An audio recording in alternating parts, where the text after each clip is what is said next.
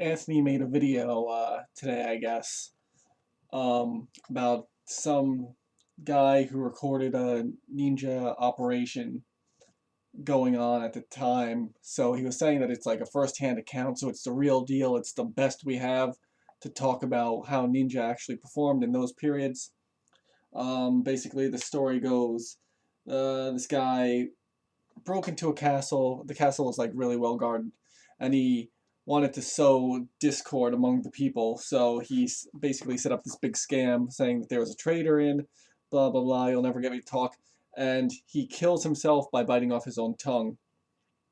And apparently, this is supposed to be a historical fact. It's a historical document written by a guy at the time.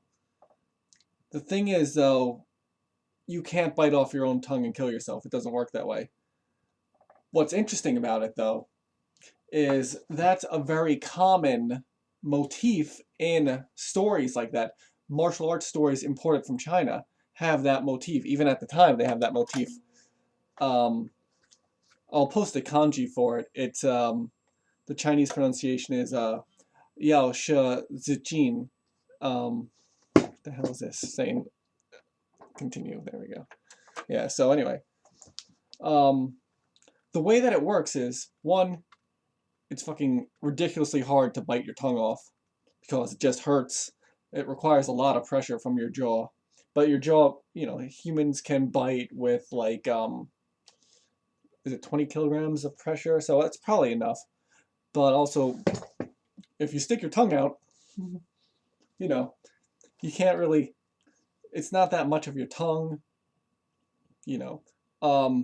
If you do want to look it up though, you could probably, I think the best way would be to check out a person called Larkin Love. You should Google that name, and you'll find lots of scientific information. If you Google Larkin Love for scientific purposes, you'll learn about the human body, and that'll tell you more.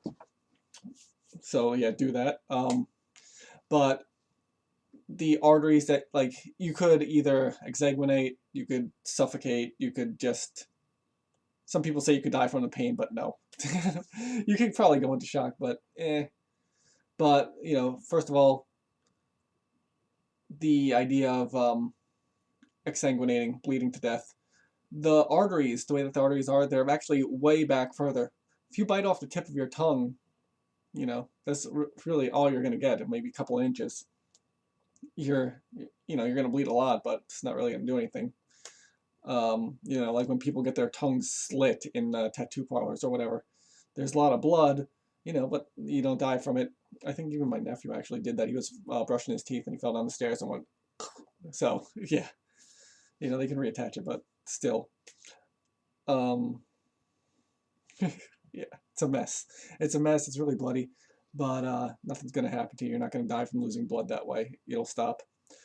Choking on the blood when you'll swallow a lot of it and you'll cough a lot of it up, but the idea that you drown in your own blood doesn't really work. Plus, they could hold your head forward, they could have the blood fall out, so it's not really gonna happen. And then the third thing, pain, yeah, we already talked about that, it's just nonsense. But I think that the idea that you would say that this is a historical document and then not realize that it is a common theme in specifically like stories of martial arts. You say that the guy walked in, started fighting 20 people with a sword. That's so blatantly Chinese. The whole idea of that. And then following the pattern of the very dramatic, I'm biting my tongue off so you don't get information, Chinese story. And I actually fell for something like that because I quoted something that was written at the exact time. It was about it was a ninja thing actually. It was about the Hojo family, all this kind of stuff that was going on. I quoted it. Stephen Turnbull quoted it too, actually, and because it was from that time period, and it seemed like a logical source. But Buffon came on and he said, "No, what that is someone who existed at the exact time made a historical, like basically a fan fiction of the historical events. It's not true." So I was tricked by that. So I don't know. Anthony could be tricked by that too because you apparently need to be an expert not only on the history but the language. So when I heard this story about the guy biting his tongue off, I was like, that's basically a story element because it's not scientifically possible, and it appears so many places. You know, uh,